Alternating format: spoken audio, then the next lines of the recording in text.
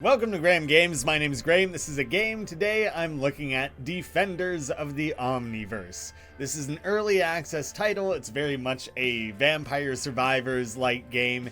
It opened with this cool, short little cutscene. It was like hand animated, showed off the different heroes, and it also exemplified why I was drawn to this game in the sea of many survivors likes.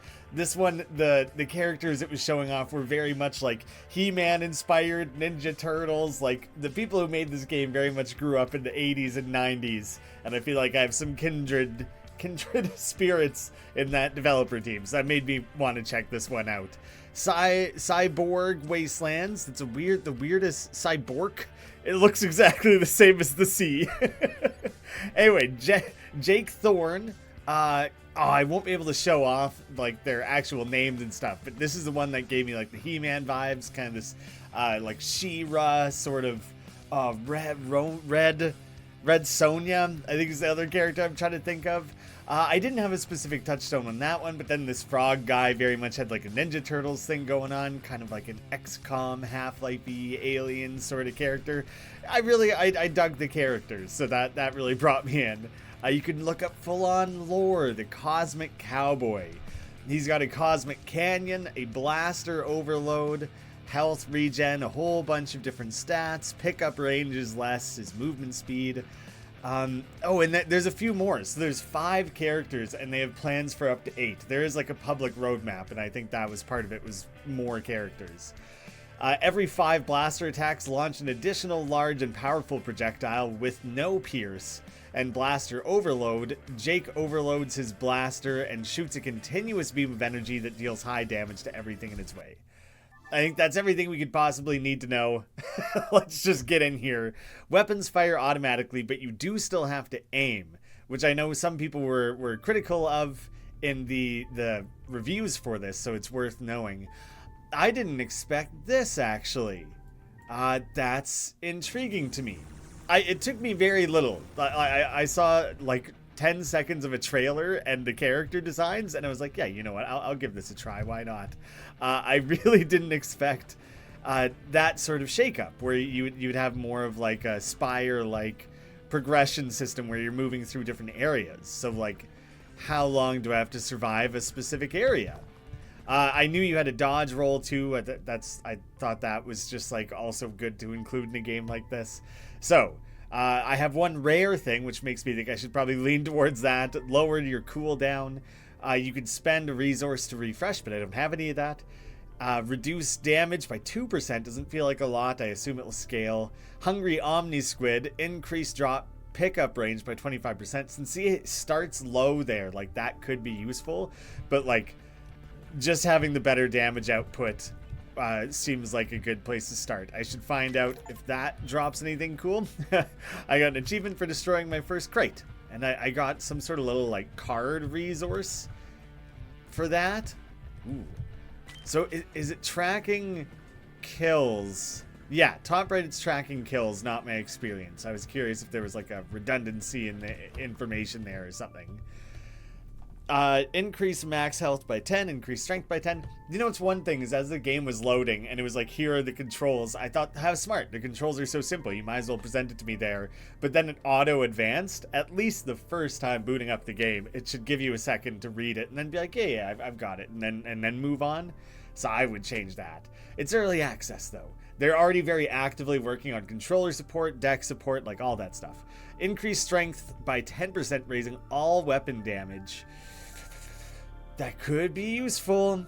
Let's just do that. Let's start there. I'm shooting slightly better, and I have slightly better damage than I started with. Oh, so in the bottom right corner there, the percentage of enemies I need to defeat to advance. So if I'm already like halfway through, then I think I should focus on my experience collecting. So at first I was just staying alive, but now I'll play a little riskier. The Space Elf Bone. Projectile speed, I don't see that having a ton of use. Knockback speed, I don't care that much about. So let's just add some piercing to this. I feel like that feels like an immediately beneficial thing to pile on to our little build we've got going here. The 100% damage output build. Okay, so in the bottom right, you can see additional skills kind of are unlocked by increasing your level there. So we just leveled up enough to reach the next tier. Mushroom Mine spawns mushroom mines that explode on contact, just continually following me. That could be fun. The Magma Hammer summons a fiery hammer that turns the ground into lava. And the Plasma Gun fires 3 close-range plasma blasts. Let's do the Mushroom Mines. I assume that'll also be passive. It seems like you do just sweep up all the experience at the end anyways, which it would be stupid to have to run around and grab it, but I was thinking the game might be a little unforgiving and like force you to have handled the experience before you've cleared the level, but no, it rewards you at the end with that. So, regular fight, tough fight, there's mini bosses and bosses. I kind of like the fact that there's an in-between of regular mini boss. There's just like, this one's hard, but it's not quite a mini boss. We have a merchant up there, a survival round on this side.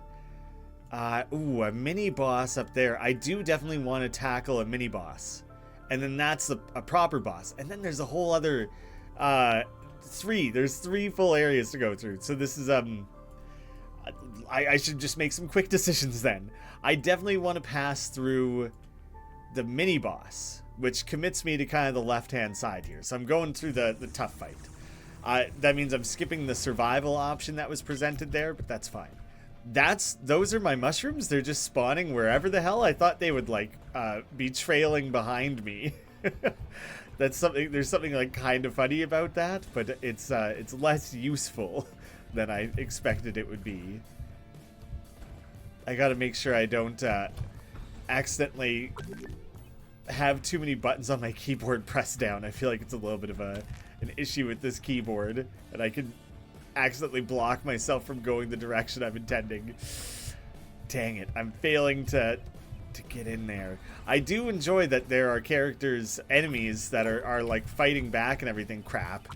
Get a 6-pack of Omni Cola. I don't know what that was for, what that did. Maybe that was for healing. Trying to just gather as many pickups as I can as I'm going. That seems like the cola was a healing thing.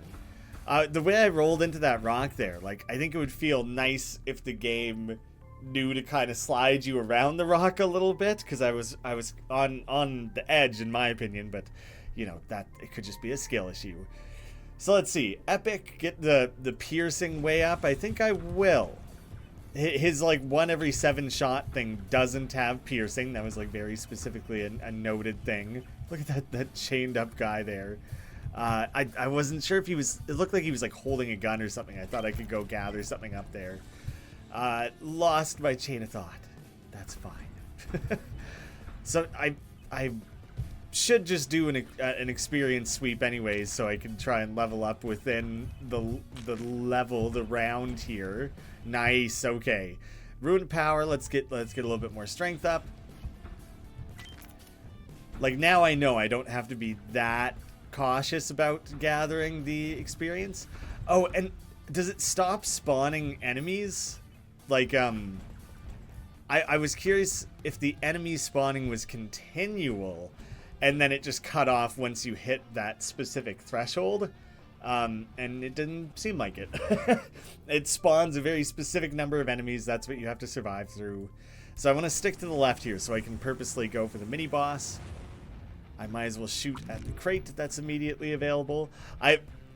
Both times now I've spawned in like holding a direction key so I can just immediately get moving, and the game like stops you, so you have to take your finger off, and so I've screwed that up a couple times. I feel like they could allow for that, and they'll just release your movement when the round starts, but still register that I am holding the button.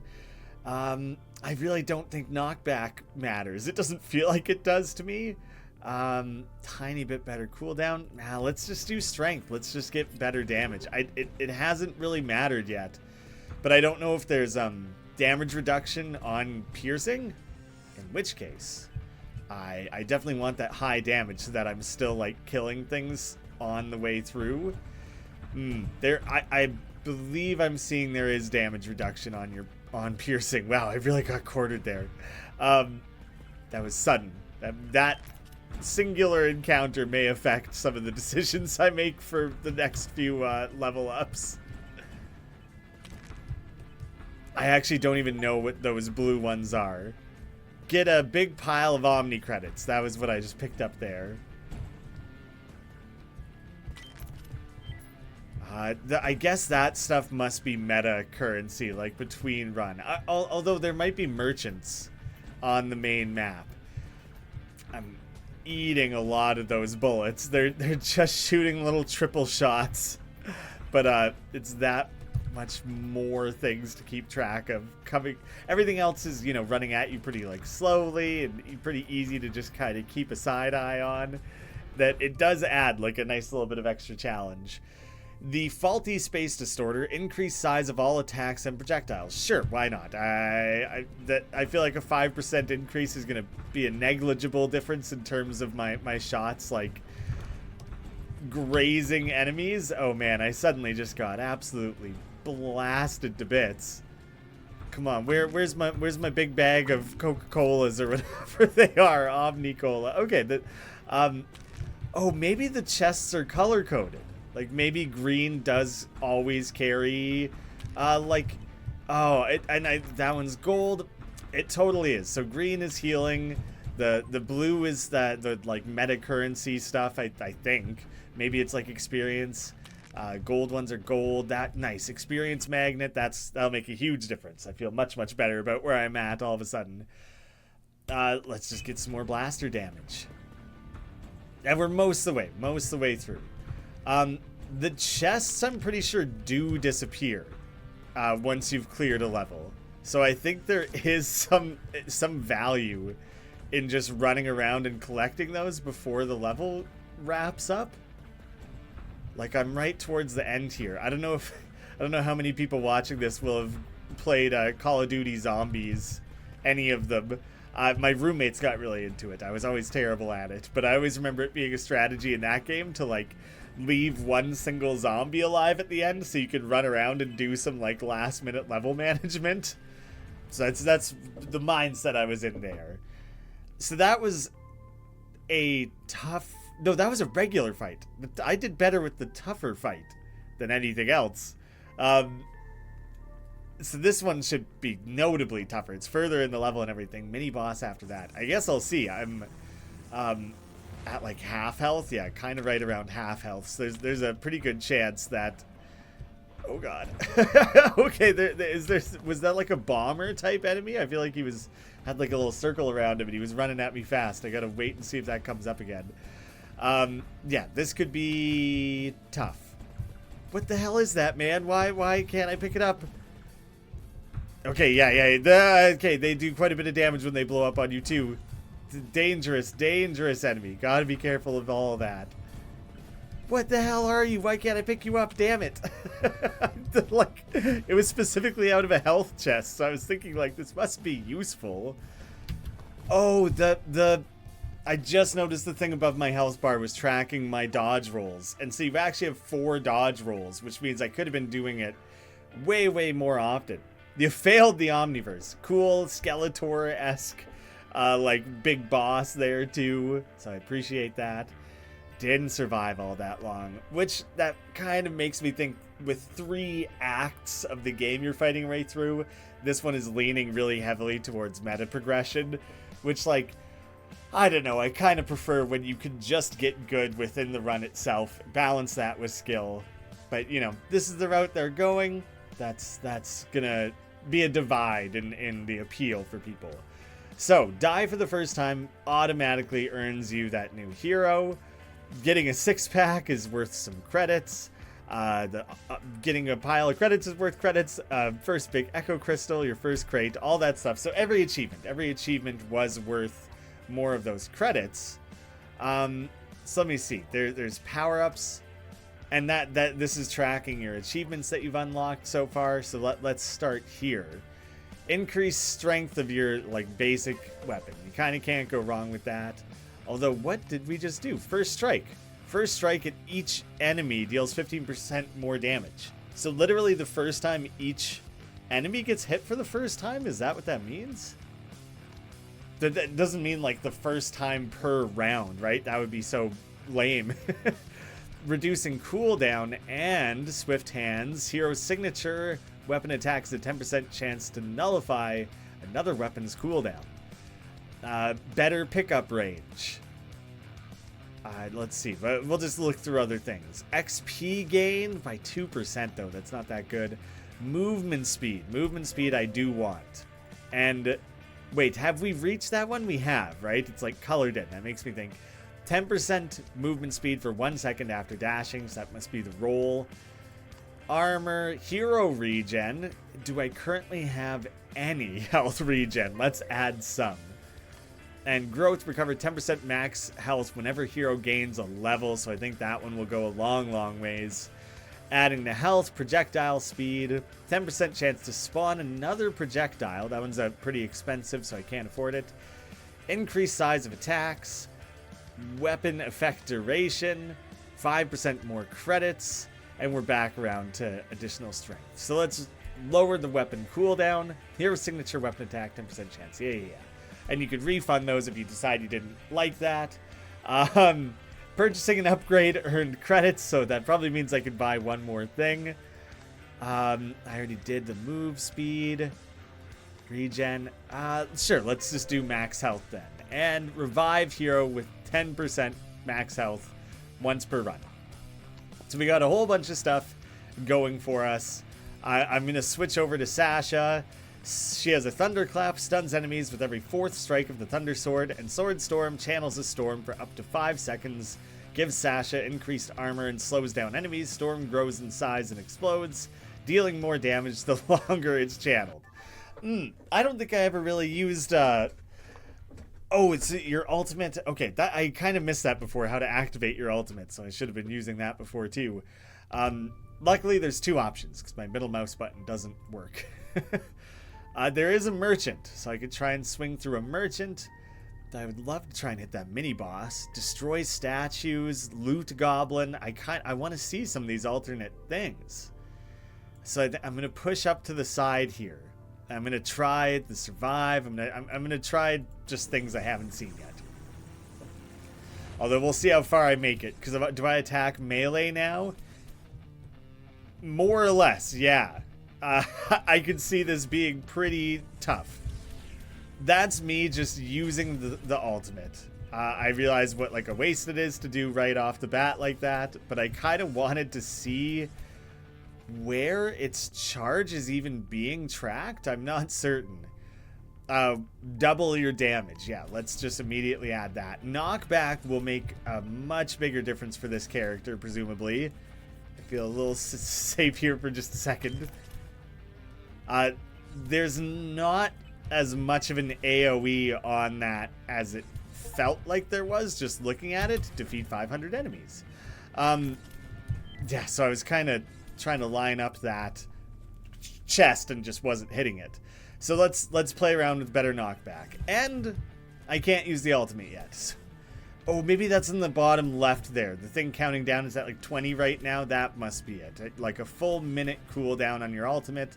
That seems pretty reasonable to me. I think that must be what that is. So this character, probably a little trickier, not having the range. But maybe I'll just play more cautiously as a result, and that might balance out. There we go. Yeah, so that's where you track the ultimate. You're kind of vulnerable there for a second, unless you're invulnerable while you're channeling it. I'm uncertain. I don't think I need the max health. Let's just get more damage. I don't know how quickly enemy health starts scaling up as you advance through this game, so I'd rather just kind of feel protected. Offensively. Nano spiders. Oh, so are these not necessarily things that are specific to the character? Although I guess it must be. It must be. Like, maybe these levels are designed. No, but then you can affect your experience rate gained. But maybe, yeah, I don't know. These could be totally randomized. And available to any character class. I have no idea. A cloud of nano spiders that swarm around the hero. Slime grenade launches a cute, bouncing, and exploding slime and throws out razor-sharp cards in 4 directions. I kind of like how Gambit-esque that is, but all of them kind of sound fun. Um, 4 directions. Attacking in 4 directions with range when I'm a melee character, that actually sounds really helpful. So I'm skipping the tough fight, specifically so I can move towards some other interesting choices. That is triggering way more often than I thought it would. So that I am immediately stoked on that decision. And I'm not sure if I get to level it up. Presumably that will be an option. So I'm looking forward to juicing that a little. I'm going to try and make my way to the chests. Now that I'm realizing they're being marked for me on the map, it's probably a good call to try and like make it over to them. Oh, the cooldown on my ultimate carries over from where I last was. I was really kind of testing whether or not it was a good strategy to use your ultimate at the very, very end of a level so that you would get like a free refresh on it. But maybe that is still a good move, because then, yeah, I think you're invulnerable while you're charging that, which is good. But the earliest part of a new level is going to be the safest part of that level. So going in with your ultimate not available is probably fine. So I think I will try and make use of that at the home stretch as often as I can. Trying to squeeze it in like twice per area is probably ideal. Max health, pickup range. I really... since you can occasionally find magnets and you just do get all the experience at the end anyways, pickup range is not that critical. Increased duration of... and lifetime of all attacks. Of all attacks. Even like my sword-based one? Or I guess that could include the cards too, so that probably would have been a decent one to grab, but I'm kind of having fun playing around with my current build. I'm not stressing it. So I almost feel like it doesn't matter that much to let the enemies build up against me. I'm gonna just wait for my ultimate to be ready. They'll mostly be dead. They'll mostly be dead by then. So I think I will just wrap this one up with regular attacks.